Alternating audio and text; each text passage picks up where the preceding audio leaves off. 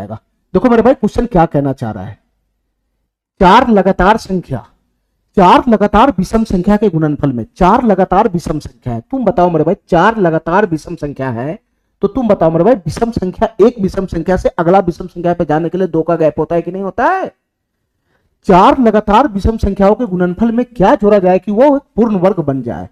ठीक है मेरे भाई, चार लगातार विषम संख्या, पहला ऑड नंबर है, पहला ऑड नंबर, पहला ऑड नंबर, इसके बाद मेरे भाई इससे जस्ट अगला ऑड नंबर, इससे जस्ट अगला ऑड नंबर, फिर उसके बाद मेरे भाई उससे जस्ट अगला ऑड नंबर, उससे जस्ट अगला ऑड नंबर, ठीक है, फिर उसके बाद मेरे भाई उससे अगला ऑड नंबर, उससे अगला ऑड नंबर। ये चार लगातार ऑड संख्या है, ये चार लगातार विषम संख्या के गुणनफल है, ये चार लगातार विषम संख्या के गुणनफल है। इसमें क्या जोड़ेगा, इस चारों संख्या के जो चार लगातार विषम संख्या का गुणनफल है, इसमें क्या ऐड करेगा कि इधर जो संख्या प्राप्त होगा वो परफेक्ट स्क्वायर नंबर हो जाएगा।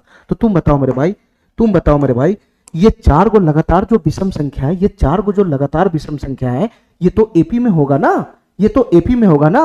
एक विषम संख्या से अगला विषम संख्या पे जाने के लिए दो का ही तो गैप होगा, फिर इस विषम संख्या से अगले विषम संख्या पे जाने के लिए दो का ही तो गैप होगा, फिर इस विषम संख्या से अगला विषम संख्या पे जाने के लिए दो का ही तो गैप होगा। तो चार लगातार जो विषम संख्या है वो तो एपी में हुआ ना, वो तो एपी में हुआ ना, और एपी में हुआ तो इसका कॉमन डिफरेंस कितना हो जाएगा, दो ही तो होगा। काय नहीं समझ रहा है, काय नहीं समझ रहा है? कोई सा भी विषम संख्या उठा लो, 9, इससे अगला क्या होगा 11, उससे अगला क्या होगा 13, उससे अगला क्या होगा 15। तो ये चार लगातार विषम संख्या है, तो ये एपी में ही तो है, ये चार लगातार विषम संख्या एपी में ही तो है, और इसका कॉमन डिफरेंस दो ही तो होगा। तो तुम बताओ मेरे भाई, ये चार लगातार संख्या एपी में हो गया और उसका गुणनफल है गुणनफल, तो इसके गुणनफल में मैं क्या ऐड करूं, क्या ऐड करूं कि जो नंबर बनेगा वो परफेक्ट स्क्वायर नंबर होगा। तो तुम बताओ मेरे भाई, इसके गुणनफल में तुम क्या ऐड करेगा, जो कॉमन डिफरेंस होगा उसकी पावर 4 ही तो ऐड करेगा। तो कॉमन डिफरेंस कितना बनेगा, कॉमन डिफरेंस कितना बनेगा, कॉमन डिफरेंस दो ही तो बनेगा, एक विषम संख्या से अगला विषम संख्या पे जाने के लिए दो का ही तो अंतर होता है, तो कॉमन डिफरेंस दो बनेगा, दो। तो ये चार लगातार विषम संख्या के गुणनफल में दो की पावर 4 अगर हम ऐड करेंगे, यानी 16 ऐड करेंगे, तो इधर जो संख्या बनेगा वो परफेक्ट स्क्वायर नंबर हो जाएगा, परफेक्ट स्क्वायर नंबर। हमारा बात समझ गया? लेकिन वो नंबर क्या होगा हम नहीं पता लगा सकते यहां पर। क्यों नहीं पता लगा सकते?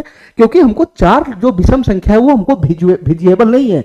जो चार को लगातार विषम संख्या बोर्ड पे दिख रहा है वो विजिएबल नहीं, विजिएबल रहता तो मैं पता भी लगा लेता इधर कि परफेक्ट स्क्वायर नंबर बनेगा, तो आखिर वो कौन सा नंबर होगा ये मैं पता लगा लेता, लेकिन यहां पता नहीं लगा सकता हूं, इधर विजिएबल नहीं है ना।